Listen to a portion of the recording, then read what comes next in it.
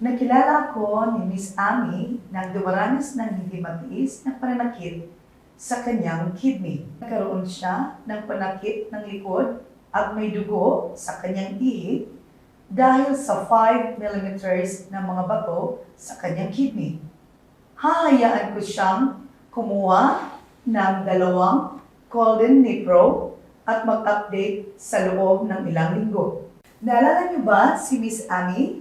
Nagkaroon siya ng CT scan na nagpapakita ng 2 millimeters na mga bato pagkatapos uminom ng Golden Nipro sa loob ng 3 linggo. Bukod dito, halos nawala ang matinding panakit ng kanyang likod dahil sa regular na paggamit ng Golden Nipro 2 beses sa isang araw.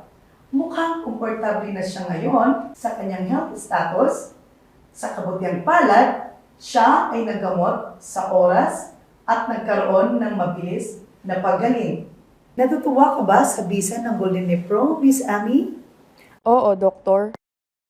Salamat, Golden Nepro.